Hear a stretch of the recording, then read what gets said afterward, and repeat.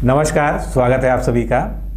जैसा कि आप देख सकते हैं कि आज हमारे साथ हैं शिप्रा पांडे मैडम, डॉक्टर शिप्रा पांडे, जो समीक्षा अधिकारी के रूप में पिछले वर्ष चयनित हुई थी और डिकोड एग्ज़ाम से उन्होंने जो है थोड़ा गाइडेंस लिया था, हमारे साथ इन्होंने अध्ययन किया था।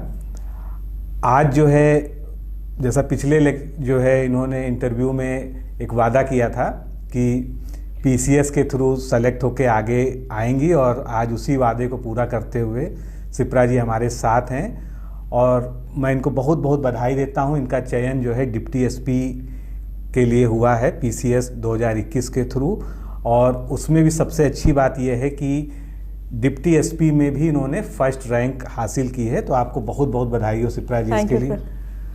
और निश्चित रूप से जो है एक बड़ी सफलता है ये, और आप लोग भी इनके इंटरव्यू का इंतजार कर रहे थे। तो आज का जो हमारा ये साक्षात्कार का कार्यक्रम है, पूरी तरह से आपके जो प्रश्न आए थे उनको भी हम लेंगे और ये डिटेल में हर चीज़ को आपको एक्सप्लेन करेंगी कि क्या स्ट्रेटजी रही, कैसे इन्होंने तैयारी की। तो सबसे पहले जो है मेरा प्रश्न इनसे यही है कि आप जो है इस सफलता को किस तरीके से देखती हैं, मतलब ये सफलता जो है आपके जीवन में क्या मायने रखती है? सर, इस सफलता से सबसे पहले तो मैं और मेरे आसपास जो मेरा परिवार है वो सब लोग बहुत खुश हैं। हम लोग सर इसको एंजॉय कर रहे हैं और सर ऐसा लग रहा है कि जो भी लोग मेरे आसपास हैं, जैसे कोई हाउसवाइफ है, किसी को टाइम नहीं मिल पा रहा है, किसी का छोटा बच्चा है, तो वो ये फील कर सकता है कि अगर हम प्रॉपर प्लानिंग करें तो हम भी सक्सेसफुल हो सकते हैं। तो सर डेफिनेटली काफ़ी अच्छा लग रहा है। निश्चित रूप से आप एक इन्फ्लुएंसर हैं और ख़ासकर हमारे चैनल पे तो ये समझ लीजिए कि आपके लास्ट इंटरव्यू को देख के बहुत लोगों ने तैयारी की और ऐसे लोगों ने तैयारी शुरू की जो लोग ये मानते थे कि शादी के बाद जीवन ख़त्म है, अब पढ़ाई नहीं हो सकती, तैयारी नहीं हो सकती है। तो ऐसे बहुत सारे लोग आए और आपसे मोटिवेट होके।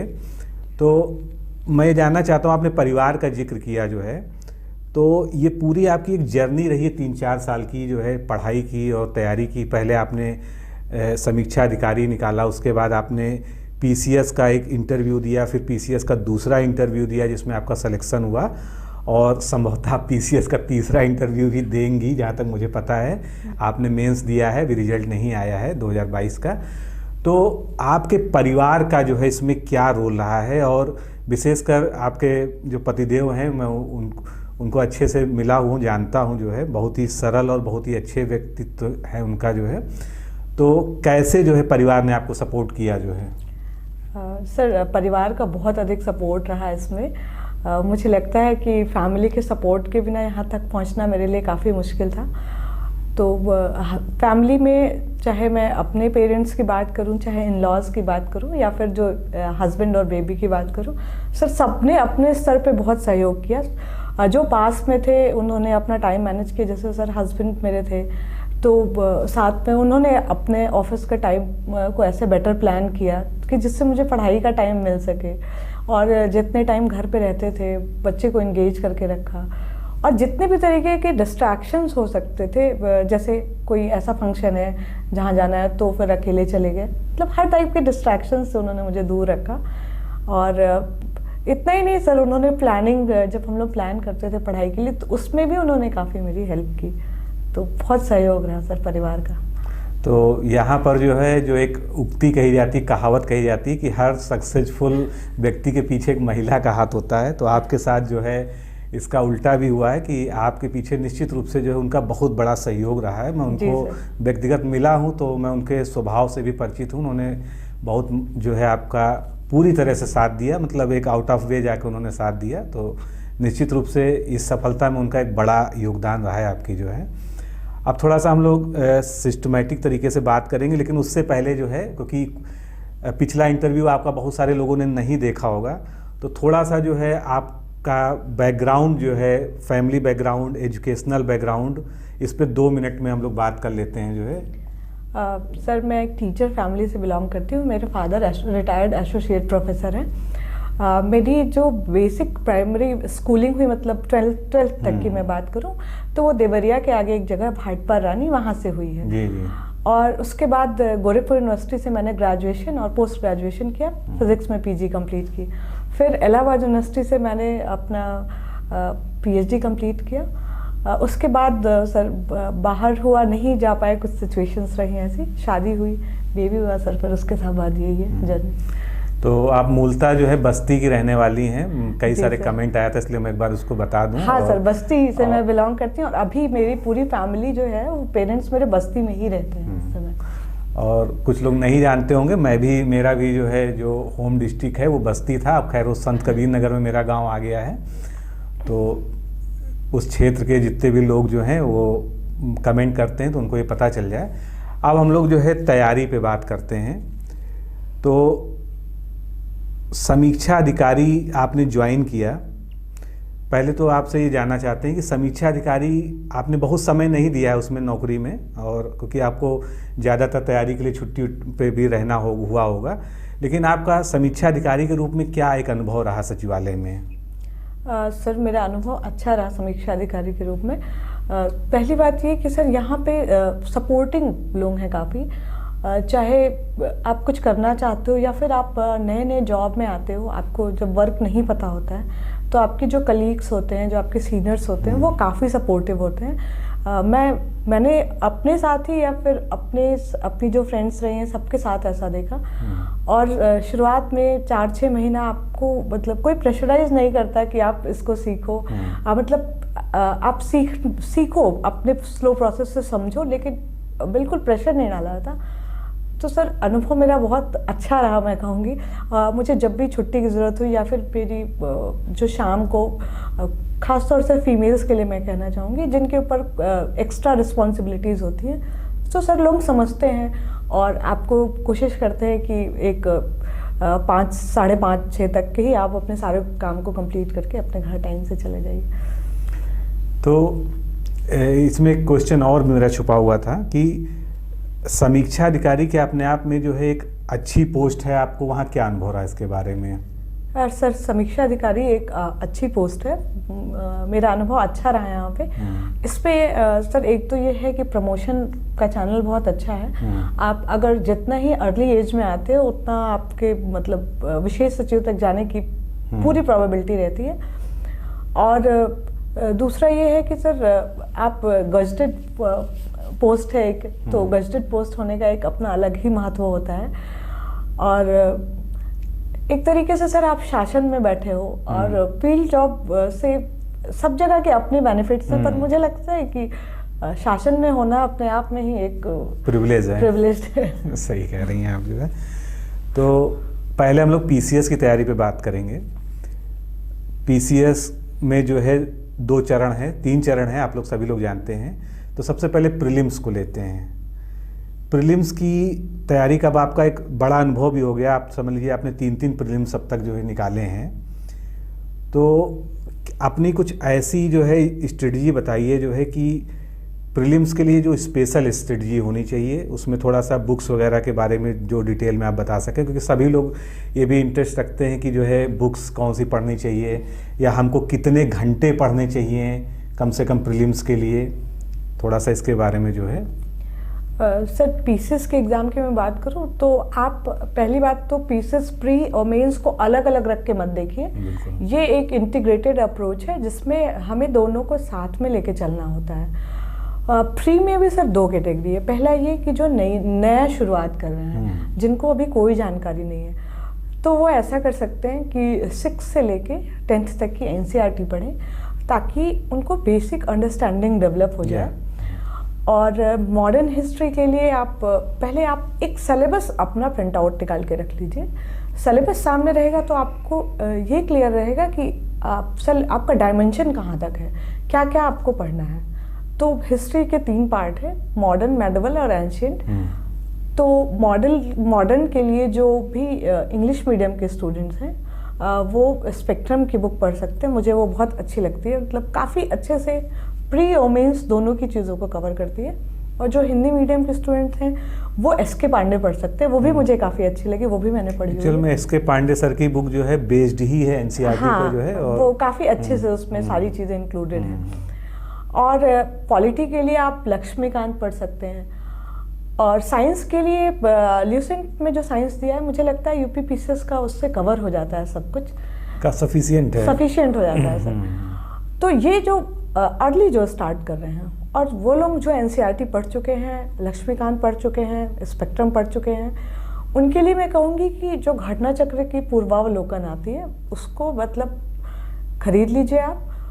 वो एक तरीके से जितने भी क्वेश्चंस होते हैं, जितने भी एग्जाम होते हैं, क्वेश्चंस का कलेक्शन है, और हर क्वेश्चन के बाद उसका एक्सप्लेनेशन दिया हुआ है। तो आप उसका रिवीजन मल्टीपल टाइम करिए, और जो चीज़ आपको बार बार रिवाइज करने के बाद भी भूल रही हो, क्वेश्चन मार्क कर लीजिए, या आप उसका अपना एक अलग से जस्ट प्रिपेयर कर लीजिए, ताकि आप एग्ज़ाम के पहले उसको बार बार रिवाइज कर सकिए। देखिए, कोर यही है हमारा कि सोर्सेज हमें बहुत लिमिटेड रखने हैं और रिवीजन अनलिमिटेड करना है। जितना आप रिवाइज करेंगे उतना ही अधिक आपका कमांड होगा इस पे। और करंट के लिए आप कोई मैगजीन लेके पढ़ सकते हैं, कोई भी, जिससे लगता है कि आपका सब कुछ कवर हो रहा है। और लास्ट में एक बड़ी आंख वाली जो प्रतिदृष्टि आती है, घटनासार, सर की भी मैगजीन आती है मंथली, तो आप वो सब चीज़ों से करंट अपना करते रहिए। बस कि यही याद रखिए, जो मैंने 4 प्रीलिम्स दिए, 3 मेरे निकले। मैंने ज्योग्राफी का जिस्ट बना लिया था। ज्योग्राफी के लिए प्रीलिम्स में आपने क्या पढ़ा सर? एनसीईआरटी 11th 12th की, अच्छा। और ये 6 से लेके 9th 10th वाली, और सर फिर घटना चक्र में जो भी है उसका जिस्ट मैंने एक प्रिपेयर कर लिया था। जैसे शॉर्ट नोट बना लीजिए अपने समझने के अनुसार, उसको खूब रिवाइज करिए। आसान क्वेश्चन कभी गलत नहीं होने चाहिए। मेरिट हमेशा आसान क्वेश्चन से ही बनती है। बिल्कुल। तो अच्छा, करंट अफेयर पे थोड़ा और स्पेसिफिक हो जाते हैं। आपने कुछ मैगजीन्स के नाम लिए, हालांकि मार्केट में बहुत सारी मैगजीन्स है, अगर कोई एक भी मैगजीन फॉलो करिए रेगुलर। बिल्कुल सर। आप जो है न्यूज़पेपर पढ़ पाती थी जो है? सर रेगुलर नहीं हो पाता था, मैं बिल्कुल ईमानदारी से बता रही हूँ। कभी पढ़ पाती थी, कभी छूट जाता था। तो मैं द हिंदू और इंडियन एक्सप्रेस दोनों पढ़ती थी। तो सर मेरा छूट जाता था तो भी मैं एक एडिटोरियल डिस्कशन आता है ओनली आईएएस का, मैं उसको ज़रूर सुन लेती थी। तो प्रीलिम्स के लिए तो नहीं सर, वो मेंस के लिए बहुत हेल्पफुल था मेरे लिए। तो करंट तो सर मैं भी मैगजीन से ही कवर किया मैंने भी। नहीं, बहुत अच्छी बात है। अच्छा, प्रीलिम्स में एक और सबसे बड़ी समस्या आजकल लोगों को आ रही है, सीसैट जी। और लोग जीएस वाला पेपर अच्छे से निकाल ले रहे हैं, लेकिन एक नया वो देखने को मिल रहा है कि लोग सीसैट में फेल हो जा रहे हैं, जबकि वो क्वालिफाइंग है। तो इसमें उनका इग्नोरेंस तो कहीं ना कहीं है भी। और आपने सीसैट की तैयारी कैसे की? सर सबसे पहले सीसैट के लिए मैं कहूँगी कि आप सीसैट के क्वेश्चंस भी पेपर्स पे सॉल्व करिए, पिछले साल के जो पेपर्स हैं उनको सॉल्व करिए। सीसैट को भी एक सब्जेक्ट की तरह मान के चलिए। आप उसको जैसे हिस्ट्री ज्योग्राफी पढ़ते हैं, हो सकता है आप 3 महीने पहले से आप सीसैट ना कर रहे हो, फिर भी आप 1-1.5 महीने पहले से उसको करना ज़रूर शुरू कर दीजिए, क्योंकि डे बाय डे उसमें भी अनप्रिडिक्टेबिलिटी बढ़ती जा रही है। मैंने सर जो भी जब से सीसैट का पेपर हो रहा है वो सारे सीसैट के पेपर प्रिंट आउट निकाल लिए थे, सारे पेपर सॉल्व कर लिए थे, और ये एनालाइज कर लिया था कि क्या क्या पूछ रहा है, और उसका सिलेबस भी निकाल के रखा था। और सिलेबस वाइज मैं टॉपिक तैयार कर लेती, जैसे प्रॉफिट लॉस दिया है, परसेंटेज दिया है, तो इन सबके क्वेश्चंस, मल्टीपल क्वेश्चन मैं सॉल्व कर लेती थी। सीसैट में एक सुविधा ये भी है कि उसका जो पाठ्यक्रम इस तरह से डिजाइन किया गया है कि आपको अगर 33% नंबर लाने हैं और आप मैथ और रीजनिंग में कंफर्टेबल नहीं हैं, तो आप अदर साइड भी जा सकते हैं। इंग्लिश अच्छी नहीं है तो हिंदी वाले को ज़्यादा तैयार कर सकते हैं, लेकिन उसको सीरियस लेना पड़ेगा। जो है उसको बस कोई पार्ट इग्नोर मत करिए। आप उस भले आपको थोड़ा कम तैयार हो, जैसे कोई इंग्लिश का स्टूडेंट है, हिंदी उसकी इतनी अच्छी नहीं है, तो वो बाकी चीज़ों पे कमांड रखे और हिंदी भी देखते हुए चले, क्योंकि सर अनप्रेडिक्टेबिलिटी बहुत बढ़ गई है पेपर में। अच्छा, बहुत सारे लोग ऐसे होते हैं जो एक चाहते हैं कि उनको कोई सेट रूटीन बता दिया जाए कि हम कितने घंटे पढ़ते थे, या आपने कितने घंटे पढ़ा, या कम से कम कितना समय लगता है। अगर एक हम जनरल बात करें, मान लीजिए आपकी इस सिचुएशंस अलग थी क्योंकि आप नौकरी में भी आ गई थी, या जब नौकरी में नहीं थी उससे पहले जो है जब आपने शुरुआत की थी, तो आप कितना दिन भर में पढ़ लेती थी और किस तरह से आपने अपना टाइम टेबल जो है सेट किया था, इसके बारे में थोड़ा सा जो है इन लोगों को बताइए जो है। सर जब तक मैं जॉब में नहीं थी तब तक मेरा ये था कि मैं 7 से 8 घंटे आराम से निकाल लेती थी, और जॉब में आ गई तो 5-6 घंटे तो निकाल लेती थी सर। लेकिन मुझे लगता है कि कोई 6 घंटे कंसिस्टेंटली अगर पढ़ रहा है डेली विदाउट फेल, पर्याप्त है, तो वो सफिशिएंट है, वो इजीली कर सकता है सारी चीज़ों को। मैं सर मेरी कोशिश रहती थी कि सुबह अर्ली मॉर्निंग का टाइम और जो रात का टाइम है वो मेरा मत खराब हो, क्योंकि दिन में बच्चा भी मेरा जगह रहता था तो उसके साथ भी कुछ व्यस्तताएं रहती थी सर मेरी। तो मैं 6-6:30 पे उठ जाती थी, और तब से मेरा टारगेट रहता था कि 10 बजे तक का टाइम मेरा जो है वो ख़राब मत हो किसी भी तरीके से। 10 बजे तक मैंने अपना प्लान बना रखा था कि मुझे ये चीज़ें ख़त्म करनी है, उतना मैं करती थी। उसके बाद सर ब्रेकफास्ट और फिर बच्चे के साथ रहती थी। दिन में कोशिश करती थी कि मैं 3 घंटे मतलब निकल जाए मेरे शाम के, जब तक हस्बैंड नहीं आते थे 5-6 बजे तक, और उसके बाद फिर बच्चे टाइम में पढ़ाई में करती थी। अच्छा, आपने कोई एक सब्जेक्ट लगातार पढ़ा है या एक दिन में आप 2-3 सब्जेक्ट पढ़ती थी प्रीलिम्स में? सर एक सब्जेक्ट में पढ़ती हूँ तो मुझे बहुत मोनोटोनस हो जाता है, तो मैं कम से कम 2 सब्जेक्ट और 1 करंट अफेयर्स, 3 को हमेशा साथ लेके चलाना। नहीं, यही मैं भी हमेशा सजेशन देता हूँ जब भी स्ट्रेटजी की बात आती है, लेकिन इसीलिए मैंने आपसे पूछा जो है, क्योंकि एक सब्जेक्ट में मोनोटोनस भी हो जाता है, बोरियत भी होती है, प्लस हम एक सब्जेक्ट में बहुत ज़्यादा मेहनत करने लगते हैं और दूसरे सब्जेक्ट जो है उसके कारण इग्नोर हो जाते हैं। और फिर जब तक हम दूसरे पे आते हैं तो ऐसा लगता है सर पहला भूल रहा है धीरे-धीरे। इसलिए जो है 2-3 सब्जेक्ट अगर एक साथ लेके चलें, और करंट अफेयर्स को रेगुलर, बिल्कुल, चाहे आधे घंटे ही सही, लेकिन रेगुलर करंट अफेयर्स होना चाहिए। अच्छा, नए लोग तैयारी में आते हैं तो आजकल का एजुकेशन सिस्टम भी ऐसा है कि ना वो हिंदी में पारंगत होते हैं ना इंग्लिश में पारंगत होते हैं। कुछ लोग होते हैं जो प्योर इंग्लिश मीडियम होते हैं, उनको अगर हटा दिया जाए तो यहाँ पर एक बहस बहुत पुरानी है, Hindi medium versus English medium.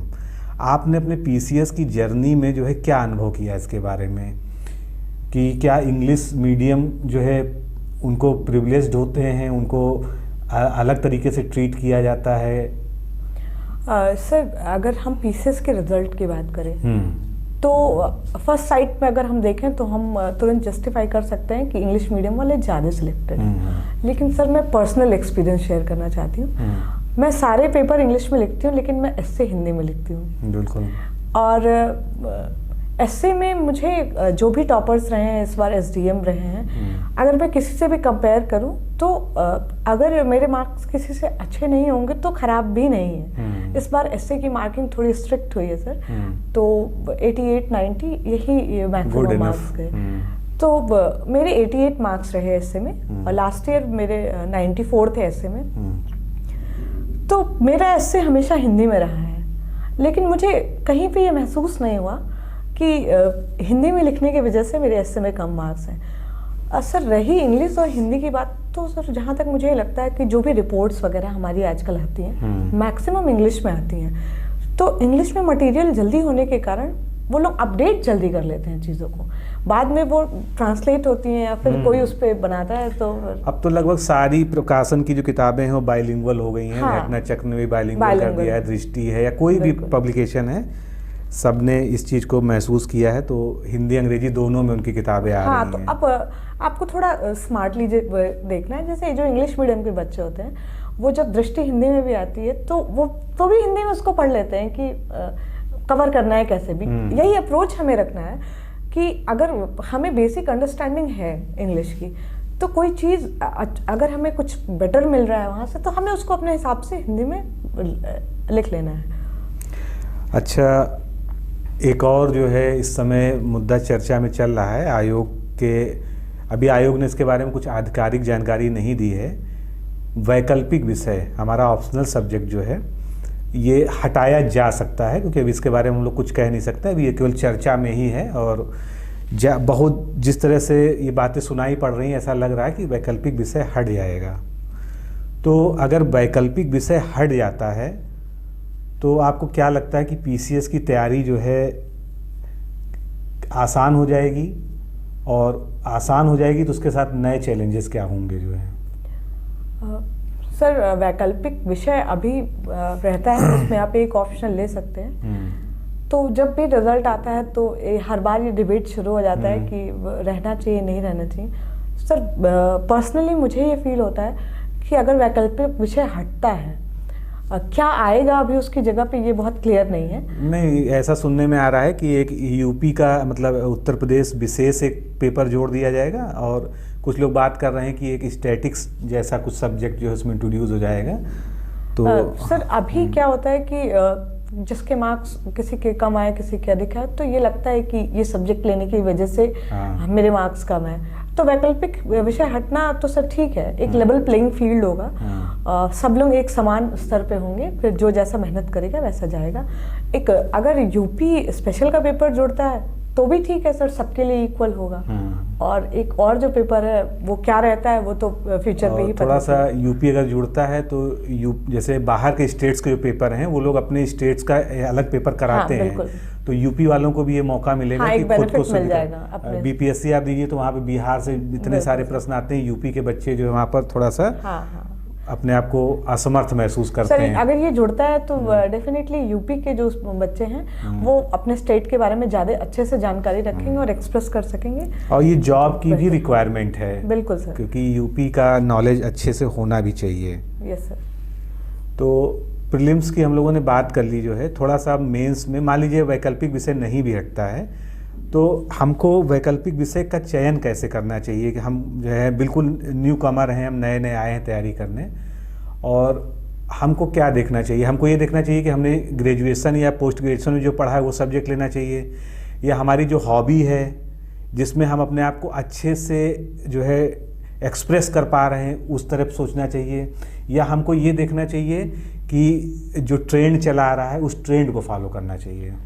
Sir मुझे लगता है कि हमें पढ़ के देखना चाहिए एक दो सब्जेक्ट जो हमें अपने रेंज के आसपास लग रहा है, जिसमें हमें इंटरेस्ट अधिक आ रहा है पढ़ने में, और जिसमें हमें लगता है कि ये सब्जेक्ट हमें इजीली समझ में आ जाएगा और हम इसमें अपने आप को अच्छे से एक्सप्रेस कर लेंगे। हमें ऑप्शनल हमेशा वही सब्जेक्ट रखना चाहिए, क्योंकि अगर हम ट्रेंड को फॉलो करते हैं तो अगर हमारा इंटरेस्ट ही नहीं है सब्जेक्ट में तो हम सब्जेक्ट से कभी जुड़ नहीं पाएंगे और अच्छे से एक्सप्लेन नहीं कर पाएंगे। अगर ग्रेजुएशन और पोस्ट ग्रेजुएशन में हमारा वो सब्जेक्ट रहा है तो डेफिनेटली हमारा इंटरेस्ट रहा होगा, तभी तो हमने पोस्ट ग्रेजुएशन किया उस सब्जेक्ट में।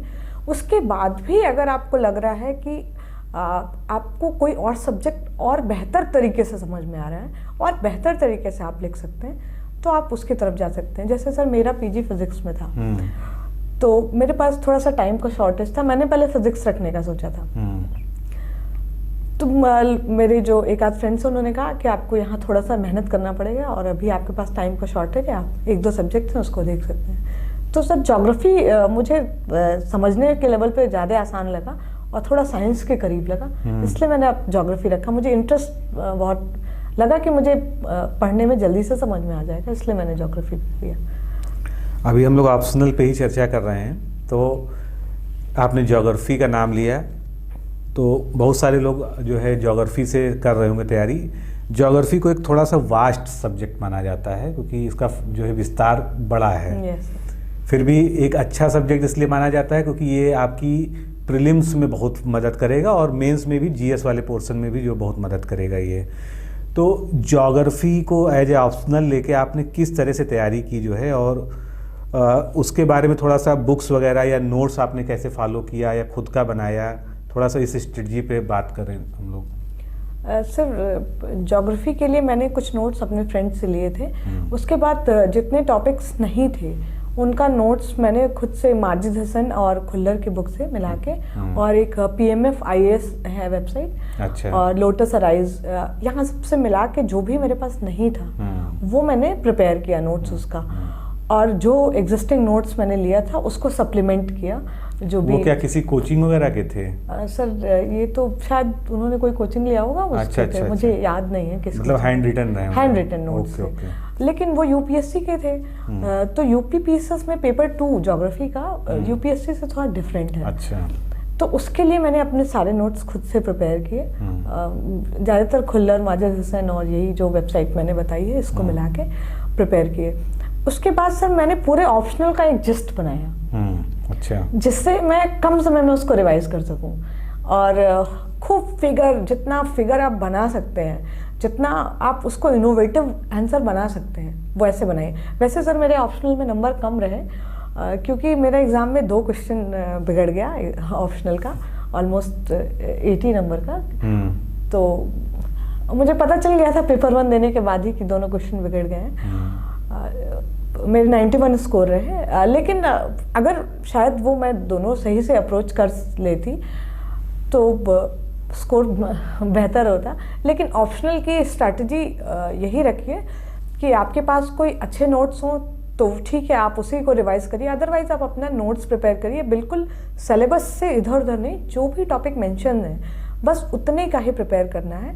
और डेटा रखिए, कुछ फ्लो चार्ट बनाइए, फिगर्स बहुत ज़्यादा ज्योग्राफी में मायने रखते हैं, फिगर्स बनाइए। तो इस तरीके से सर मैंने अपना ऑप्शनल की तैयारी की। अच्छा, ये जीएस के जो 4 पेपर होते हैं इसमें 60% तो प्रीलिम्स से हम लोग ले सकते हैं, ऐसा जो है, लेकिन यहाँ पर डिस्क्रिप्टिव होता है। तो जीएस के चारों पेपर की आपने तैयारी के लिए जो है क्या रणनीति अपनाई थी जो है?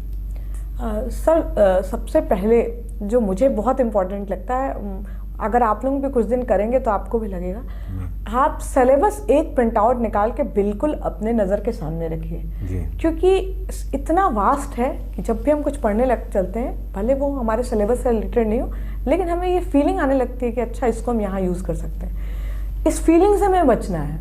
इस एग्ज़ाम में क्या पढ़ना है से अधिक ज़रूरी है जानना क्या नहीं पढ़ना है। बिल्कुल। तो जब सिलेबस आपको पता रहेगा तो भटकाव कम से कम होगा आपका। फिर आप पहले आप सेग्रीगेट करिए कि आप लिख लीजिए एक जगह कि क्या क्या टॉपिक हैं पेपर 1, 2, 3, 4 मिला के। जैसे आईआर हो गया, गवर्नेंस हो गया, पॉलिटी है, सोसाइटी है, सोशल इश्यूज़ हैं, सारे आप टॉपिक सेग्रीगेट कर लीजिए। उसके बाद अगर आप सेल्फ नोट प्रिपेयर करना चाहते हैं तो आप एक सेल्फ नोट प्रिपेयर करिए। मैंने एक ओनली आईएएस के पीडीएफ अवेलेबल थे, उनको अपना सोर्स मटेरियल बनाया था। उसको आप मल्टीपल टाइम रिवाइज करिए। अगर आपको याद रखने में दिक्कत हो रही है तो आप उसका भी छोटा छोटा जिस्ट प्रिपेयर करिए। जिस्ट मतलब बहुत छोटा, जिसको आप एंड में अच्छे से रिवाइज कर सकें। और साथ में आप कोई टेस्ट पेपर लगाइए, आप मॉक टेस्ट जो होते हैं उनको दीजिए। उससे आप इवैल्यूएट कर सकेंगे कि आपकी प्रोग्रेस राइट डायरेक्शन में है कि नहीं है। तो मैंने टेस्ट ज्वाइन किया था और मुझे उसका फ़ायदा भी मिला। पहले मैं सर बहुत पैराग्राफ में लिखती थी बिल्कुल, तो मुझे ये पता चला कि अगर हम फ्लो चार्ट, डेटा, फिगर्स और स्कीम्स, फैक्ट यूज़ करेंगे और मेरे सर अगर मैं जीएस की बात करूं, ऑप्शनल हटा के मैं सारा बताऊं तो मेरे सेकंड हाईएस्ट मार्क्स हैं इस बार। अच्छा। अगर ऑप्शनल हटा दिया जाए तो। ऑप्शनल थोड़ा सा और सही हो गया होता तो जो है एसडीएम कहीं दूर नहीं था जो है। जी सर। तो मेरे एथिक्स में एक क्वेश्चन मेरा छूट गया, टाइम मैनेजमेंट नहीं हो सका सही से मुझसे। 19 क्वेश्चन नहीं मैं अटेम्प्ट कर पाई और मेरे उसमें 115 नंबर हैं एथिक्स में। अच्छा। हाँ, तो एथिक्स के लिए एक डीके बालाजी की बुक आती है, वो बहुत अच्छी है क्लैरिटी डेवलप करने के लिए। एथिक्स में आपको जितने भी कीवर्ड्स हैं उनके बारे में अच्छे से पता होना चाहिए। जैसे आपको इंटीग्रिटी, ऑनेस्टी, प्रॉबिटी, इन सब का डिफरेंस पता होना चाहिए, एकदम क्लियर डिफरेंस। और जितना एग्जाम्पल्स आप सप्लीमेंट कर सकें। एग्जाम्पल्स अब हमें कैसे लिखने हैं, जो वाइडली एक्सेप्टेड एग्जाम्पल्स है। अगर हम पर्सनल एग्जाम्पल लिखेंगे तो एग्जामिनर उससे रिलेट नहीं कर पाएगा। तो जो सोसाइटी में कोई ऐसा इश्यू चल रहा है जो आपको लगता है कि एग्जाम्पल की तरह यूज़ किया जा सकता है, जैसे ह्यूमैनिटेरियन क्राइसिस की बात करें तो रशिया यूक्रेन वॉर जो है, आप इसको यूज़ करें तो तुरंत एग्जामिनर कनेक्ट कर लेंगे इससे। और वहाँ भी आप फ्लो चार्ट, डायग्राम बनाइए, तो उससे आपको बहुत हेल्प मिलेगा। मैंने सर वेन डायग्राम बहुत बनाया था इसमें। मैंने आप कुछ आंसर्स देखे हैं लिखे हुए, तो वास्तव में आप जो है पूरी कॉपी का भी यूज़ करती हैं जी, जगह भी उसमें नहीं छूटती है और सब कुछ आ जाता है बहुत सिस्टमेटिक तरीके से। इस तरह का ही प्रयास जो है अच्छे से करना भी चाहिए। तो ये तो जो है हमने जीएस की बात कर ली। आप जो है जीएस में आप जो है जो आंसर राइटिंग प्रैक्टिस करती थी, मैं आपने बताया कि आप टेस्ट सीरीज भी जो है कहीं आपने ज्वाइन किया था वो भी करती थी। तो कितना समय आपको, मतलब कितनी बार एक क्वेश्चन को लिखा, या क्या रहा आपका जो लिखने पे कितना समय देती थी? सर मैं बहुत ज़्यादा समय नहीं दे पाई लिखने पे, लेकिन मैं सबसे यही कहूँगी जो मुझे अपनी कमी महसूस हुई कि आप लोग टेस्ट खूब लिखिए। सर मैंने ऑप्शनल की एक भी आंसर राइटिंग नहीं की है, जिसका खामियाजा मुझे भुगतने को मिला है। अच्छा। जीएस की मैंने की और उसका रिजल्ट मुझे देखने को मिला। तो आप लोग जितना आंसर राइटिंग करेंगे, अगर आप कोई टेस्ट सीरीज ज्वाइन कर सकते हैं तो so for so good, otherwise आप एक सेट टाइम फ्रेम में आंसर लिखिए। अगर आप सेट टाइम फ्रेम में नहीं लिख रहे हैं तो फिर उसका कोई मतलब नहीं जी। आपको 8 नंबर के क्वेश्चन जो हैं आप कोशिश करिए कि 7 मिनट में कंप्लीट करिए, और 12 नंबर के क्वेश्चन 11 मिनट में कंप्लीट करिए। और आप फिगर हर क्वेश्चन पढ़िए और क्वेश्चन को ब्रेक करिए कि एक क्वेश्चन में कितने क्वेश्चन छुपे हैं, पार्ट्स में ब्रेक करिए और आंसर को पार्ट वाइज ही लिखिए। इससे आपका स्कोर बढ़ने के चांसेस बढ़ जाएंगे। मेरे साथ 444 रहे हैं इस बार। जीएस में स्कोर है मेरा। और मैं जहाँ भी यूपी का क्वेश्चन आता था तो मैंने वहाँ हर जगह यूपी का मैप बनाया है। और इंडिया का मतलब मैप का बहुत सहारा लीजिए जहाँ मैप यूज़ कर सकते हैं। पेपर 2 में जहाँ पे मैप के चांसेस कम है वहाँ पे आप फ्लो चार्ट खूब बनाइए, डायग्राम और रे डायग्राम बनाइए, डेटा लिखिए और आंसर राइटिंग खूब करिए। आप जितना आंसर राइटिंग करेंगे उतना खुद को इम्प्रूव करेंगे।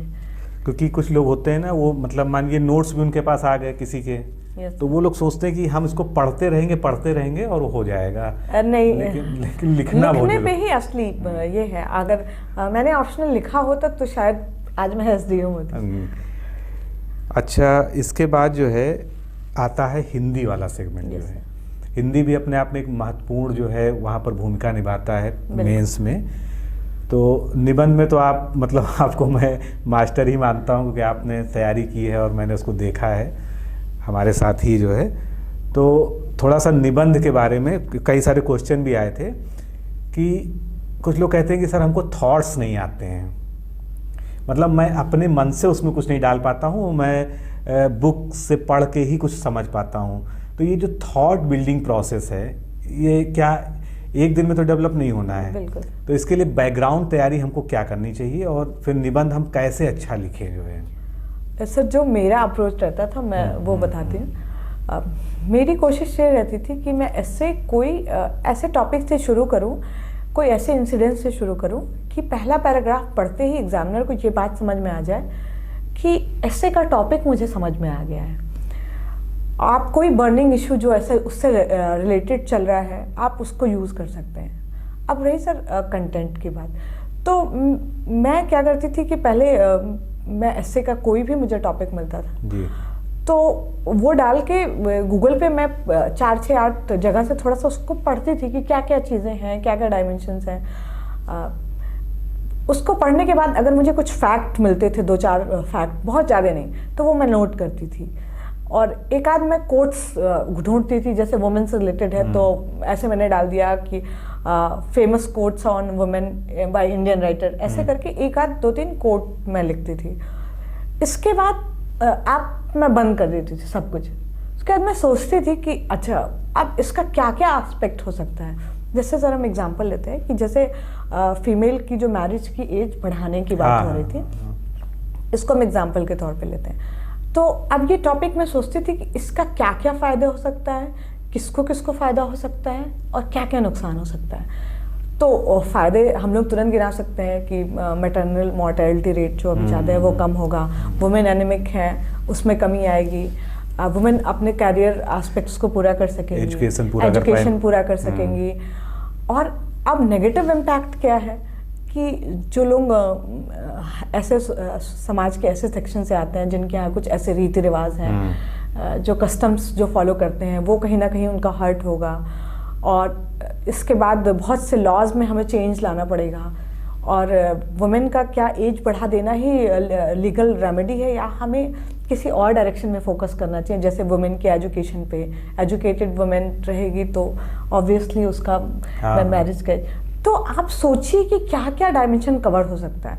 अब जैसे सर मैंने इस एस्से में एनवायरनमेंट का भी डायमेंशन कवर किया था कि अगर वुमेन मतलब हमारे यहाँ नंबर ऑफ बेबीज़ अधिक होते हैं, अगर हमारा पॉपुलेशन एक्सप्लोजन होगा, इससे बढ़ता है, तो हमारे एनवायरनमेंट पे भी एक नेगेटिव इम्पैक्ट पड़ेगा। आप इसको वल्नरेबल सेक्शन से जोड़ सकते हैं। बिल्कुल।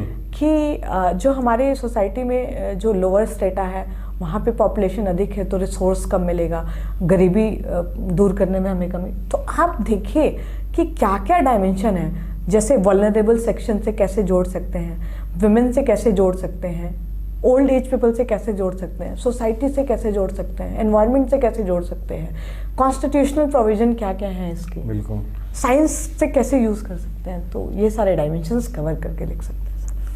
तो इसके लिए जो है, जैसे कहा जाता है कि अच्छा वक्ता बनने के लिए अच्छा श्रोता होना जरूरी है, उसी तरह से अगर आपको एक अच्छा लेखक बनना है तो आपको पढ़ना भी पड़ेगा।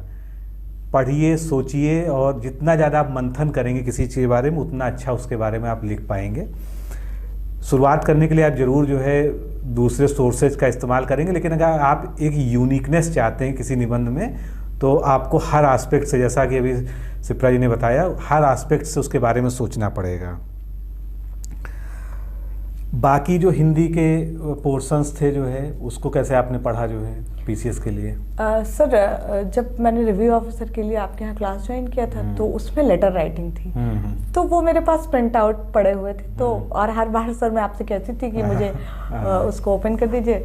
लेटर राइटिंग मैंने वहीं से तैयार किया, मेरे पास पहले से, चूँकि मैं उसी में कंफर्टेबल थी समीक्षा अधिकारी के टाइम के लिए, तो वहाँ से मैंने कवर किया। मुहावरे वगैरह वो भी समीक्षा अधिकारी वाले, हाँ, चीज़ें वहीं से कवर हो गई सर। जो है और सर नहीं, मतलब पर्टिकुलर जैसे लोग इंटरेस्टेड होते हैं कि बुक आप बता दिए कुछ जो है, तो अपने सर क्या बुक के लिए तो मेरे पास एक हरदेव बाहरी की बुक थी, जो जेन्युइनली मैं समीक्षा अधिकारी के टाइम में थोड़ा पढ़ पाई थी, और इस बार उसमें मैं ज़्यादा कुछ नहीं पढ़ पाई थी। उपसर्ग प्रत्यय जो था वही मैं कवर कर पाई थी बस उसमें, क्योंकि वो समीक्षा अधिकारी में नहीं आता है। तो वो बुक अच्छी बुक है, आप उसको ले सकते हैं अगर आप ज़रूरी समझें तो। और जैसा कि आपके बारे में हम लोग जानते हैं कि आपने कई जगहों से जो है थोड़ा थोड़ा जो है कुछ ना कुछ पढ़ा है, सबकी हेल्प ली है जो आपने, कुछ कोचिंग से, कुछ जो है टीचर से डायरेक्ट आप जुड़ी रही हैं, हमारे साथ भी जुड़ी रही जो है थोड़ा सा हिंदी वगैरह के लिए। तो एक जो है बहुत बड़ा ये भी डिबेट होता है लोगों के बीच, क्या हमको कोचिंग ज्वाइन करना ज़रूरी है, क्या कोई मेंटर आपके पास होना चाहिए आपके साथ जो है, या हम सेल्फ स्टडी करके ही जो है कोई एग्ज़ाम क्रैक कर सकते हैं? इस पे आपका क्या मतलब विचार है? सर, पहली बात, सेल्फ स्टडी का तो कोई विकल्प नहीं है, वो तो आपको करनी है, चाहे आप कोचिंग ज्वाइन करें या ना करें।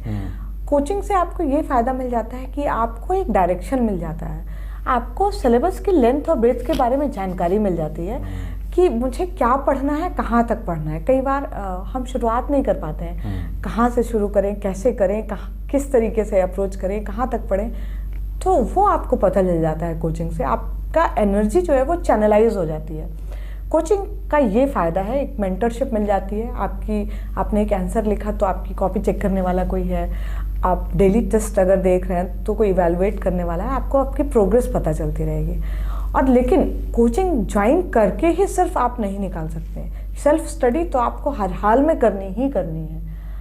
तो कोचिंग का ये फ़ायदा, मेंटरशिप आपको डेफिनेटली मिल जाती है। और कोचिंग में जो गाइडेंस होता है उसके अलावा टेस्ट सीरीज बहुत ज़्यादा मायने रखती है, चाहे प्रीलिम्स हो चाहे मेंस हो। अगर आप किसी अच्छे संस्था से जुड़े हुए हैं तो निश्चित रूप से जो है आपको, क्योंकि वो आपको इवैल्यूएट भी करेंगे, आपके कॉपी भी चेक करेंगे, आपके मार्क्स बताएंगे, कमियां बताएंगे। तो अगर कोई बहुत बड़ा किसी के पास इशू ना हो तो कहीं ना कहीं हमको चाहे शुरुआती दौर में जो है जोड़ लेना चाहिए, वो अच्छा होता है। सर वही समीक्षा अधिकारी के टाइम पे मुझे हिंदी की कोई जानकारी नहीं थी, तो सर मैं आपसे उस टाइम पे जुड़ी थी, तो मुझे पता चल पाया कि क्या पढ़ना है, कहाँ से पढ़ना है।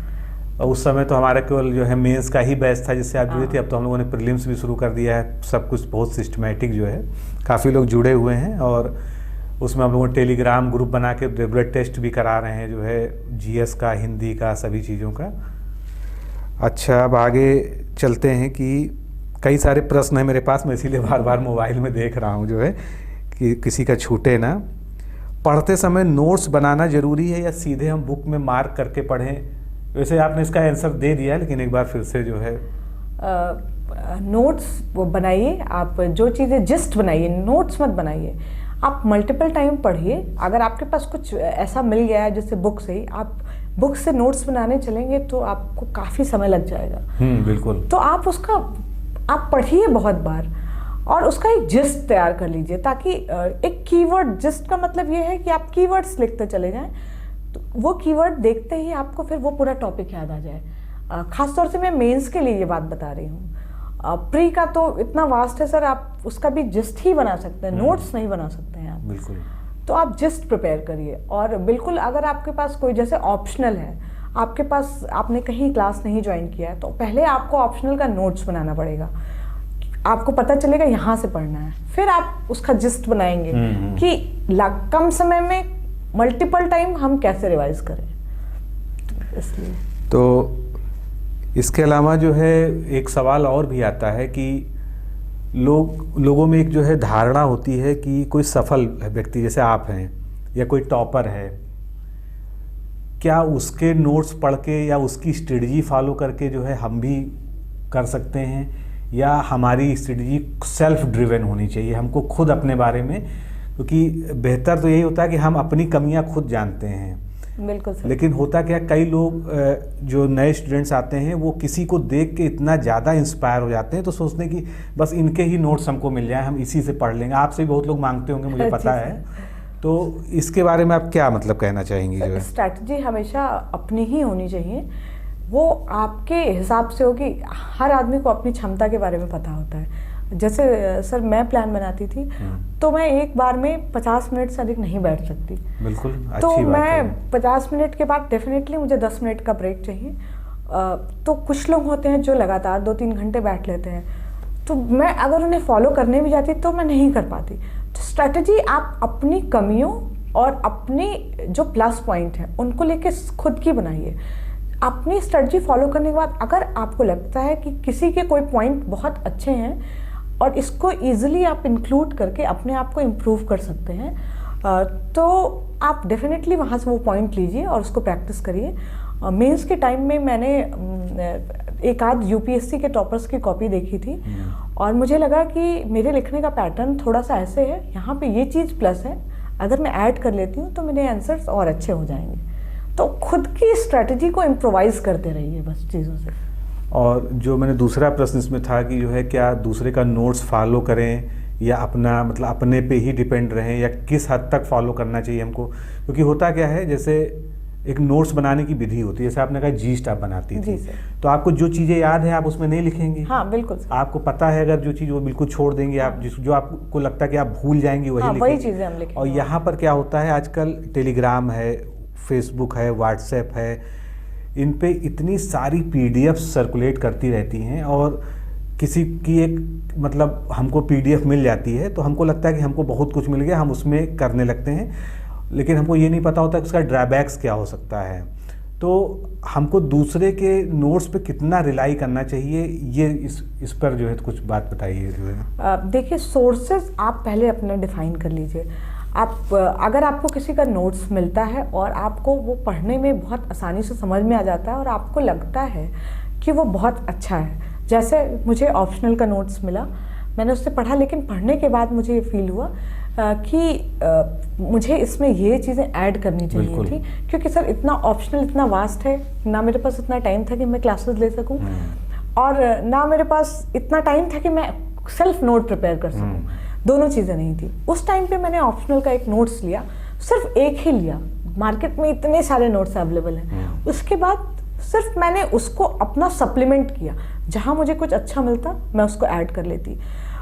लेकिन आप ये मत करिए कि हर जगह आपको बहुत कुछ मिलता जाएगा, हर पीडीएफ में आपको कुछ ना कुछ यूनिक मिलेगा ही मिलेगा, और हर चीज़ लेकिन हम ऐड नहीं कर सकते हैं। तो जो है एक उसको बेसिक स्टैंडर्ड का बनाने के बाद उसको ही बहुत बार रिवाइज करिए, क्योंकि सर सब कुछ लेने के चक्कर में जो हमारे पास है वो भी हम कंसोलिडेट नहीं कर पाएंगे।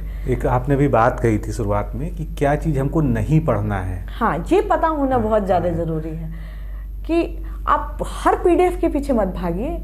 एक समय के बाद तय करिए कि यही इतना है हमारा, इस पे मुझे कमांड हासिल करना है, और एग्ज़ाम में अगर ये या इससे रिलेटेड कुछ भी आता है तो मैं रिप्रोड्यूस कर सकूं, अगर बहुत कुछ लेने के चक्कर में हम पड़ जाएंगे सर, तो जो हमारे पास है उसको हम रिवाइज नहीं कर पाएंगे, और अगर आप एग्ज़ाम में रिवाइज करके अच्छे से लिख नहीं पाएंगे तो फिर होने का कोई मतलब नहीं रह जाता है। अच्छा, एक और बात याद आ गई, क्वेश्चन था बड़ा इंटरेस्टिंग था, जो है कि 150 क्वेश्चन आते हैं प्रीलिम्स में जो है,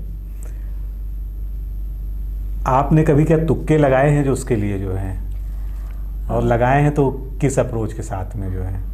सर तुक्के नहीं लगाए हैं, एक दो तुक्के लगाए थे जो कि मेरे गलत ही हुए सर 20 के अटेम्प्ट में। तुक्के मत लगाइए, आप फर्स्ट राउंड में पहले क्वेश्चन करिए, जो आप 100% कंफर्म है वो आप कर लीजिए।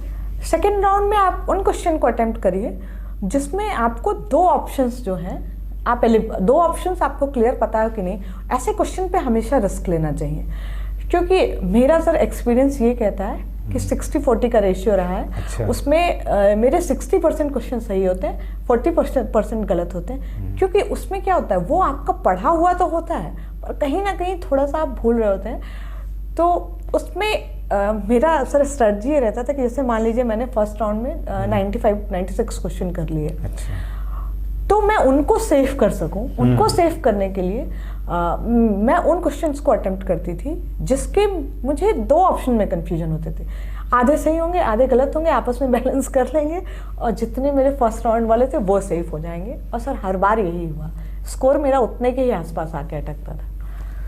अच्छा, 2 कैटेगरी के लोग होते हैं जो तैयारी करते हैं, एक तो जो है फुल टाइमर, जिनको हम मतलब असली स्टूडेंट कहते हैं, कि वो उनके पास और कोई काम नहीं है, केवल पढ़ाई करनी है, और एक वो लोग होते हैं जो पार्ट टाइम तैयारी करते हैं, जिनमें हाउस वाइफ्स भी आती हैं, नौकरी करने वाले या कोई और जॉब करने वाले लोग आते हैं। तो बहुत सारे क्वेश्चन उन लोगों ने पूछे हैं जो या तो हाउस वाइफ्स हैं, आपकी सिचुएशन में लगभग हैं, और जो है जो जॉब कर रहे हैं, कोई छोटी जॉब कर रहे हैं या प्राइवेट सेक्टर में जॉब कर रहे हैं, और उनके पास जो है बमुश्किल 4-4.5 घंटे का समय है।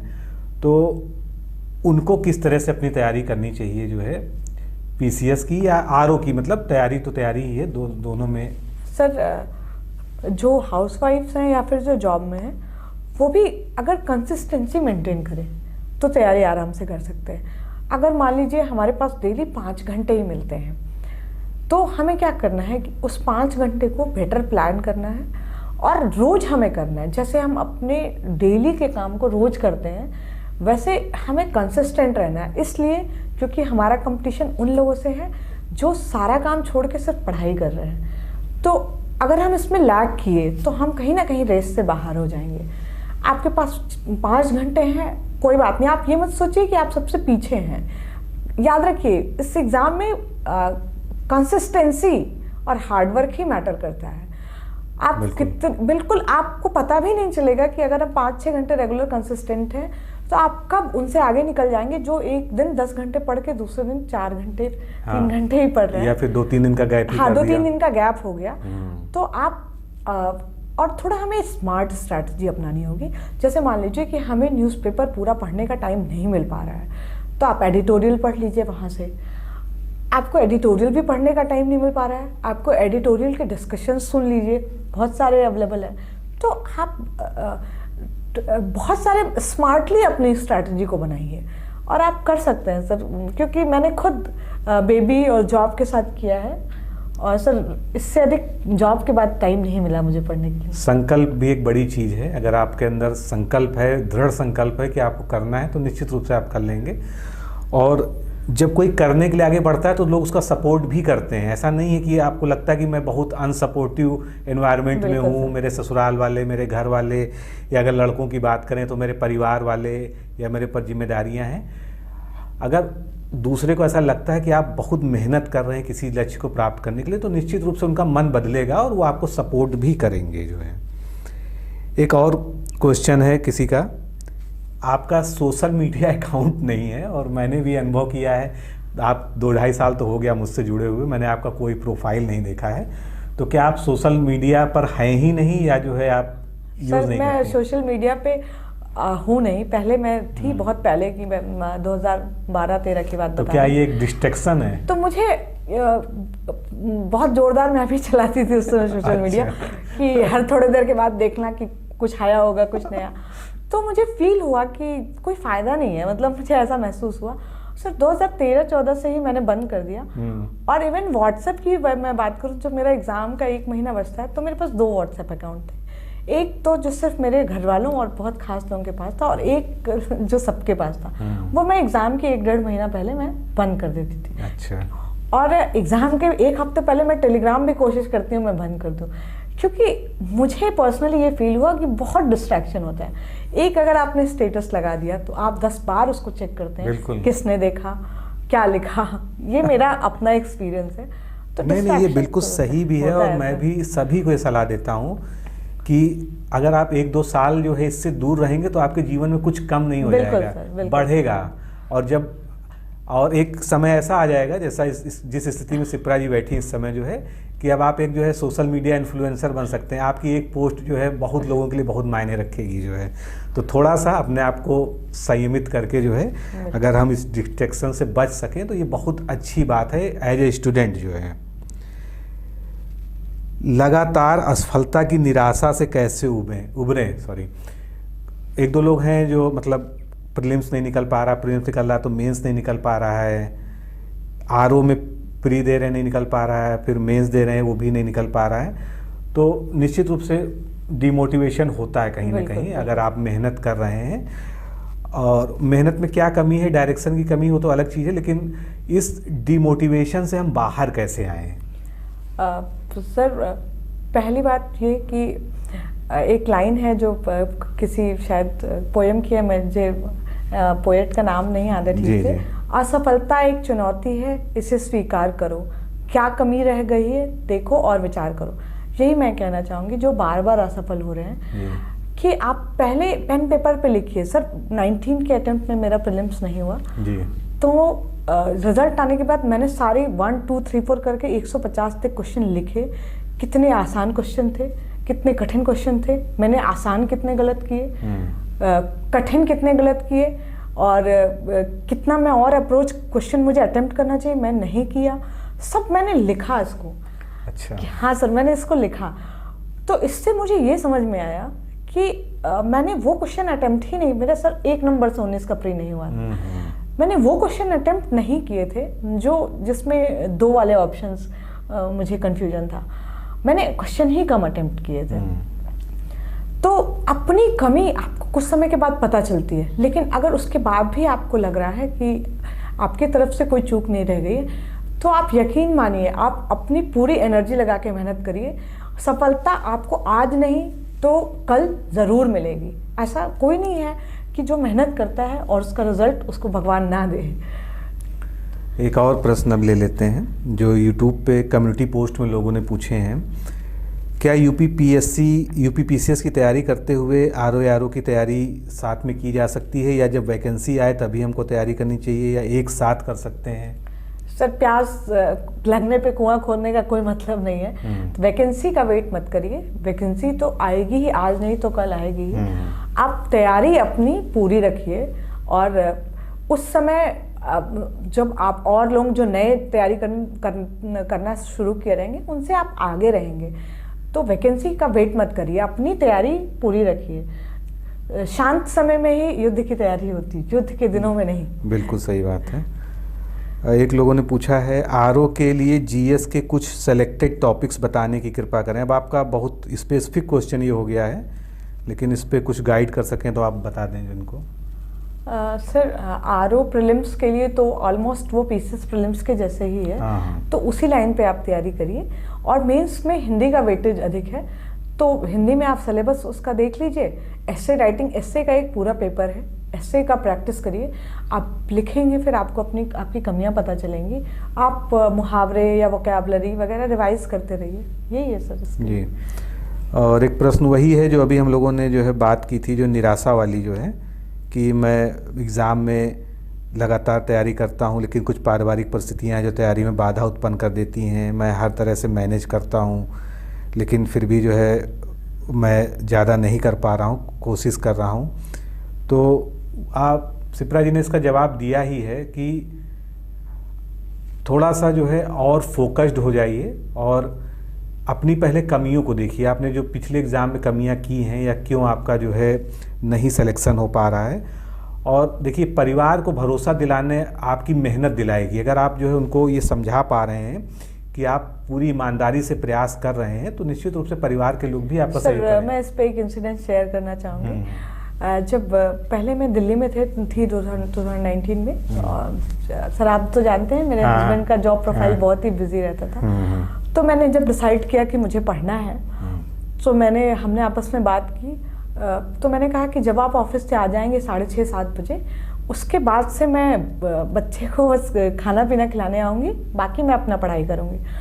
और सर वो घर में घुसते थे और मैं टेबल पे बैठ जाती थी पढ़ने के लिए, और बस सिर्फ बच्चे को खाना खिलाने। तब मेरा बेटा 1.5 साल का भी नहीं था, आती थी, काफ़ी छोटा था।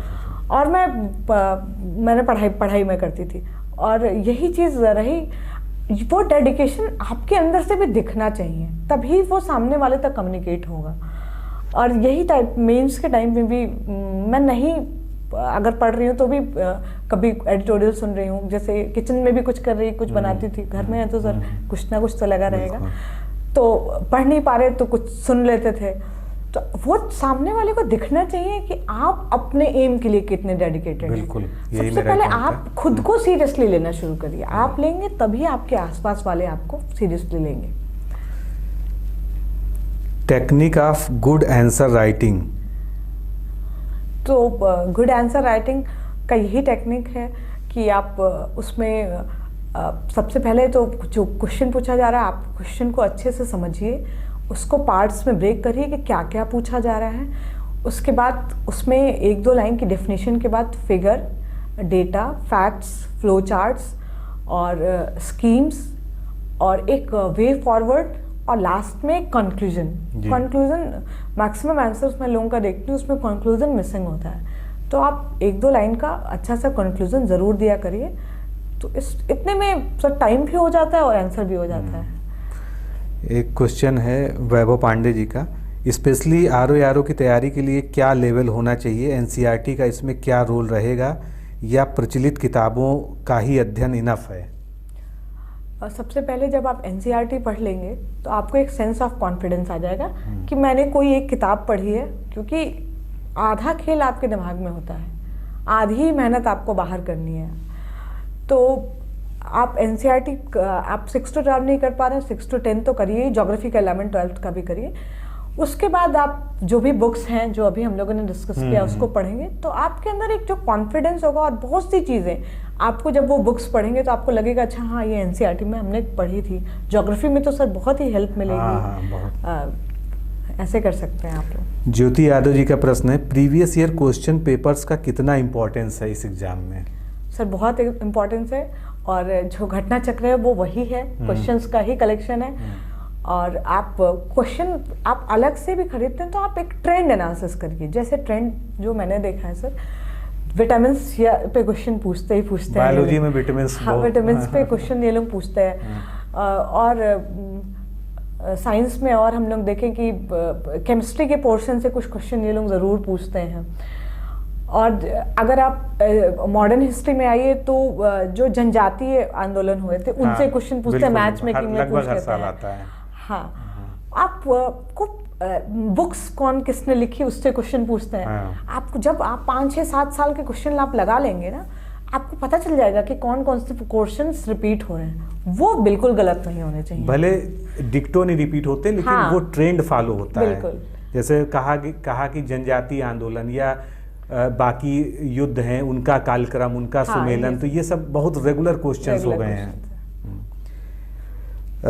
आदित्य गोस्वामी जी का प्रश्न है कि करंट अफेयर्स से कितने मंथ की आती है, और मैं प्रीवियस ईयर क्वेश्चन का रिपीटेशन होता है क्या? तो प्रीवियस ईयर पे तो आपने जवाब दे ही दिया, जो है कि ट्रेंड तो फॉलो हो ही रहा है। करंट अफेयर्स 7-8 महीने आप मान लीजिए, एक आध क्वेश्चन उसके पीछे जाता है, 2-3 क्वेश्चन। लेकिन आप अगर 1 साल का लेके चलेंगे तो आप सेफर साइड में रहेंगे। अगर आपसे नहीं हो पा रहा है 1 साल, तो कम से कम 8-9 महीने तो बिल्कुल करिए ही करिए। एक आध क्वेश्चन उसके पीछे से आपको मिलेंगे। रामकेश प्रजापति जी का क्वेश्चन है, RO mains descriptive paper essay की क्या स्ट्रेटजी रही आपकी? सर तो ऐसे की स्ट्रेटजी हम लोग हाँ, ऐसे की तो हो ही गई। आरओ मेंस में जो लिमिटेड टॉपिक्स हैं हिंदी के, उनको आपको पढ़ना है। मुहावरे, लोकोक्तियाँ, वोकैबुलरी, संक्षेपण, सारांश लेखन, संक्षेपण तो जो पीसीएस में आता है, और इनका मल्टीपल रिवीजन्स करना है। सबसे पहले प्रीवियस ईयर क्वेश्चंस को सॉल्व कर लीजिए अच्छे से, जो है काफ़ी कुछ तो वहीं से मिलने लगता है। जो है मुहावरे आप देखेंगे बहुत ज़्यादा अलग से नहीं आते। अगर 10 साल का आप मुहावरे तैयार कर लेते हैं तो 60% वहीं से आने लगते हैं। जो है यूपीपीसीएस में इन्वायरमेंट और करंट अफेयर्स के लिए बुक्स बताएं। यूपीपीसीएस में इन्वायरमेंट के लिए मैंने शंकर आईएएस की शुरू के 5-6 चैप्टर्स पढ़े थे। उतने में आपको सारी चीज़ें मिल जाएंगी। 1 ईयर में पॉसिबल है यूपीपीसीएस क्वालिफाई करना? सूरज त्रिपाठी पूछ रहे हैं। बिल्कुल पॉसिबल है, और इम्पॉसिबल पहली बात कुछ नहीं है। और अगर आप डेडिकेशन से कंसिस्टेंटली आप रेगुलरिटी मेंटेन किए हुए हैं, हार्डवर्क से बिल्कुल डर नहीं लगता आपको, तो आप 1 साल में आप सेलेक्ट हो सकते हैं। कई सारे लोग इस बार सेलेक्ट भी हुए हैं एसडीएम, जो जिनका फर्स्ट अटेम्प्ट रहा है, और वो लोग अच्छी रैंक के साथ सफल हुए हैं। एक अनु कुमार पांडे जी हैं जनपद बस्ती से, उन्होंने आपको कांग्रेचुलेट किया है। और थैंक यू। उसके बाद जो है आरओ के लिए मैं सेल्फ स्टडी कर रहा हूँ, मेरा फर्स्ट अटैम्प्ट रहेगा, मैं अपने लक्ष्य को किस तरह से भेदूँ? बस अपनी स्टडी को कंटिन्यू रखिए, एक प्लान बनाइए, उस प्लान में सारे सब्जेक्ट्स को लेके साथ में चलिए टाइमलाइन के साथ, और जहाँ से आपको लगे कुछ गाइडलाइन की हेल्प की ज़रूरत हो किसी से भी, तो वो लेने में बिल्कुल आप पीछे मत रहिए और मेहनत करिए। मेहनत का कोई विकल्प नहीं है। एक लोगों ने और पूछा है, उनका नाम जो है ओरिजिनल नाम नहीं लिखा है इसलिए मैं बोलूँगा नहीं, कि डिकोड एग्ज़ाम के साथ आपने जो तैयारी की आरओ की, आपका क्या अनुभव रहा? मेरा अनुभव बहुत अच्छा रहा। मेरा समीक्षा अधिकारी में आप मेरा पिछला इंटरव्यू भी सुन सकते हैं, उसमें सब चीज़ें मैंने बताई हैं। समीक्षा अधिकारी के एग्ज़ाम के पहले मुझे जो हिंदी पीसीएस में मेंशन है उसके बारे में बिल्कुल जानकारी नहीं थी, तो मैं सर के साथ जुड़ी और मुझे एक डायरेक्शन मिला क्या पढ़ना है, कैसे पढ़ना है, और मेरा अनुभव काफ़ी अच्छा रहा और मेरा रिजल्ट इसका गवाह है एक तरीके से। बिल्कुल बिल्कुल। आपके सिलेक्शन के बाद बहुत लोग जो है प्रेरित भी हुए आपसे, जो है एक्चुअली समीक्षा अधिकारी को पहले बड़ा एग्जाम भी नहीं माना जाता था पीसीएस के आगे, लेकिन अब हम देख रहे हैं कि समीक्षा अधिकारी काफ़ी पॉपुलर हो चुका है, लोग जुड़ रहे हैं और एक अच्छी पोस्ट भी है, गेस्टेड सम्मानजनक पोस्ट है जो है। हाय मैम, प्लीज़ ये बताएं कि क्या बिना बुक के यूट्यूब क्लास करके आरओ पास कर सकते हैं? मोहम्मद आबिद। नहीं, बुक्स पास कर सकते हैं, ये होने को तो कुछ भी हो सकता है, लेकिन बुक्स का विकल्प मत ढूंढिए, बुक्स से दूरी मत बनाइए। स्टैंडर्ड बुक्स हैं उनको ज़रूर फॉलो करिए, और उसके साथ आप यूट्यूब से आपको हेल्प जहाँ से लग रहा है मिल रही है उसको भी लीजिए, लेकिन बुक्स ज़रूर पढ़िए। रेणुका पुरी जी हैं, इन्होंने पूछा आरओ के लिए यूपी स्पेशल कैसे तैयार करें, क्योंकि जो यूपी स्पेशल की पुस्तकें हैं जैसे परीक्षा वाणी, ये सब बहुत ही हैवी इनको लगती हैं जो है। सर परीक्षा वाणी ही मैंने कई बार पढ़ी है, सब कुछ तो याद नहीं रह पाता है, लेकिन सर जो याद नहीं रह पाता है पर लगता है एग्ज़ाम में कि हाँ मतलब हो जाता है, कई मल्टीपल रिवीजन आप कर लीजिए उसका, उनमें भी एक पैटर्न है कि वो लोक संगीत पूछेंगे, लोक नृत्य पूछेंगे, मैच मेकिंग कहाँ का मेला कौन सा है, तो आप वो एरियाज आइडेंटिफाई कर लीजिए कहाँ से रिपीट हो रहे हैं। Trend analysis previous year questions का बहुत जरूरी है, कम से कम खूब अच्छे से कर लीजिए, कौन सा इंस्टीट्यूट कहाँ कहाँ पे है, जैसे कैंसर इंस्टीट्यूट कहाँ पे है, ये सब उनके बिल्कुल सेट क्वेश्चंस हैं जो बार बार वो रिपीट करते हैं, वो एरिया अच्छे से कर लीजिए। बाकी मल्टीपल टाइम रिवाइज करिए, और ये मानिए कि जो टफ क्वेश्चन है वो लगभग लोगों के गलत होंगे, आसान क्वेश्चन मत गलत करके आइए। माइनस मार्किंग के लिए 1-2 क्वेश्चन आए हैं कि माइनस मार्किंग से बचते हुए कैसे अच्छे नंबर हम ला सकते हैं प्रीलिम्स में जो है। सब वही तुक्के मत लगाइए सबसे पहले, कि आपको कोई जानकारी नहीं है क्वेश्चन के बारे में, आपको बिल्कुल भी वहीं पे जाके आप पहली बार पढ़ रहे हैं वैसा क्वेश्चन एकदम अटेम्प्ट करने की ज़रूरत नहीं है, भले आप कम क्वेश्चन अटेम्प्ट करिए। जैसे समीक्षा अधिकारी के मेंस में पिछले बार पेपर थोड़ा सा टफ था, मैंने सिर्फ 95 या 96 क्वेश्चन अटेम्प्ट किए थे और हाँ काट पीट के 70-71 क्वेश्चन मेरे हुए थे। मुझे लग रहा था कि मैंने कम क्वेश्चन अटेम्प्ट किए, लेकिन साथ में ये भी मुझे फील हो रहा था कि पेपर टफ है, तुक्का नहीं लगा सकते, तुक्का लगाएंगे तो और नीचे चले आएंगे। और जो क्वेश्चन एलिमिनेट करिए, एलिमिनेशन प्रोसेस से आप आंसर निकालने की कोशिश करिए, ये सब करके आप नेगेटिव मार्किंग से बच सकते हैं। तो जितने भी आप लोग के प्रश्न थे जो अभी तक हमको प्राप्त हुए थे, हालांकि आप लोग के मन में और भी प्रश्न हो सकते हैं, लेकिन मुझे लगता है कि शिप्रा जी ने लगभग हर वो एरिया टच किया है अपने बातों में जो आप पूछना चाह रहे थे। और बहुत स्पेसिफिक आपका प्रश्न होगा तो आप यूट्यूब पे वीडियो है, आप पूछिएगा और मैं या शिप्रा जी जो उसको भी समय मिलेगा हम लोग जवाब जरूर देंगे। आप थोड़ा सा जो है आपका बस क्लोजिंग रिमार्क जो है, कई लोगों ने ये कहा है कि क्या हमको एक ही परीक्षा की तैयारी करनी चाहिए एक बार में, या हम UPPSC, UPSSC इनको भी साथ लेके चल सकते हैं? आपको क्या लगता है कि हमको यूनिडायरेक्शनल चलना चाहिए या जो है हम, क्योंकि देखिए एक सिनेरियो ये भी है बेरोजगारी वाला जो है। बिल्कुल सर। क्योंकि लोग सोचते हैं कि किसी भी तरह से नौकरी मिले, दूसरी इच्छा मन में ये रहती है कि हमको एक अच्छी नौकरी भी मिल जाए। Yes sir. तो इसमें प्रैक्टिकली क्या किया जा सकता है? सर सबसे पहले तो ये कि जिनके सिलेबस लगभग एक जैसे हों वो तो आप इजीली एक साथ तैयारी कर सकते हैं। जैसे UPPSC है, उसका एक डायरेक्शन है RO, और वो एक साथ पढ़ा जा सकता है। हाँ, UPPSC और UPPSC और RO एक साथ पढ़ा जा सकता है, क्योंकि प्रीलिम्स का सिलेबस मोर और लेस एक जैसा है।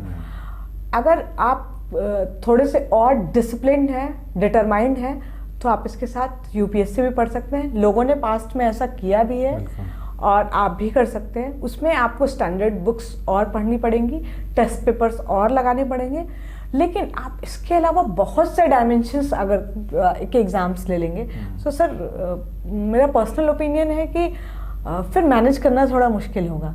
तो जिनके सिलेबस अलाइंड हो, जैसे किसी में अगर इसका सिलेबस हेल्प करता है 50% और 50% कुछ और पढ़ना है, तो आप थोड़ा सा अपने आप को स्ट्रेच कर सकते हैं वहाँ पे कि आप ये चीज़ तो आपको यहाँ से कवर हो गया, अगर मैथ्स या फिर कुछ इंग्लिश एक्स्ट्रा पढ़ना है तो आप पढ़ के वो एग्जाम भी दे सकते हैं। लेकिन जहाँ पर वास्ट डायरेक्शन हो उसको अवॉइड करिए। जहाँ पे आपको लग रहा है कि बिल्कुल ही अलग है तो फिर आपको मुश्किल होगी, ऐसे से बचना चाहिए ऐसा करने से। एक लोगों ने ये पूछा है कि क्या आप जो है आप डिप्टी SP से ही सेटिस्फाइड हैं या अभी आगे एक बार और प्रयास करने जा रही हैं? तो प्रयास तो किया है, बाकी खुद बताएंगी कि क्या इनको उम्मीद है। सर मैंने 2022 का मेंस भी लिखा है।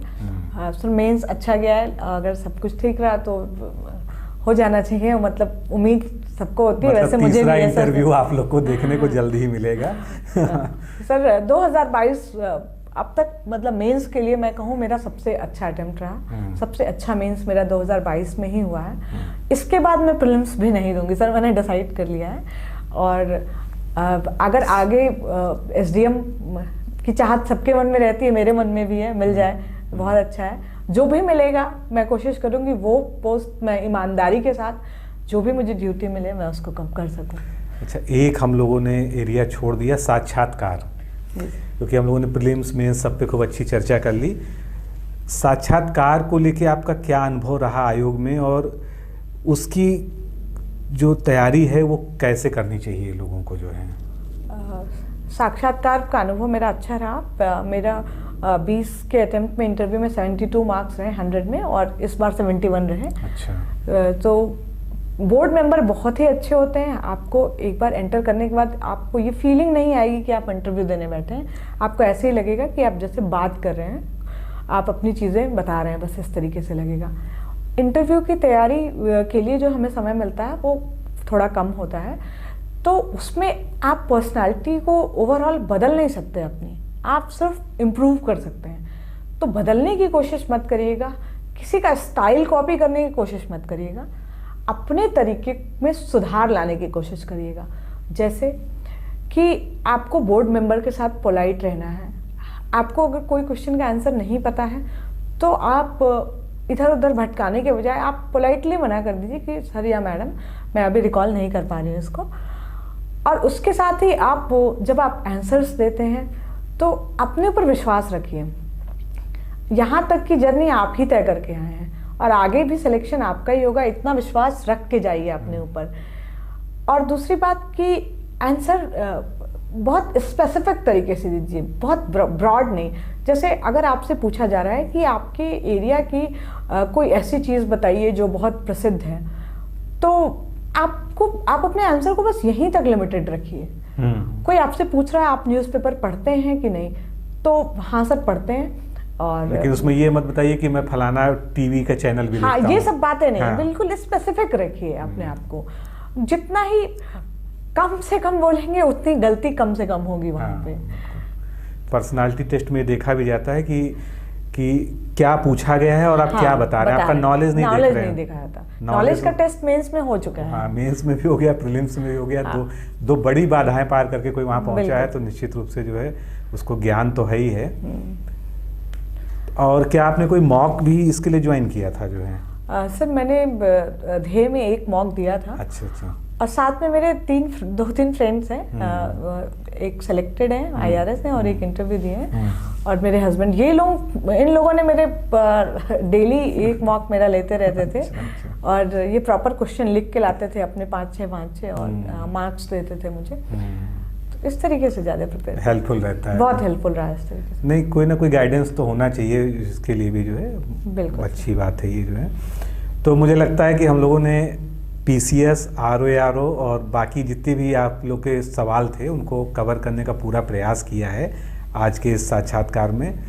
और सिप्रा जी ने ये भी कहा है कि बीच बीच में आती रहेंगी, क्योंकि अब थोड़ा सा ये फ्री होने जा रही हैं। अब अगला अगर इंटरव्यू ही आएगा इनके सामने, तो अगर महीने में 1-2 बार भी आएंगी तो कुछ ना कुछ आप लोग के सामने जो है साथ जो है परिचर्चा जारी रहेगी किसी न किसी टॉपिक पे, या ये कुछ पढ़ाने का भी प्रयास करेंगी। आगे उसको हम लोग तय करेंगे जो है।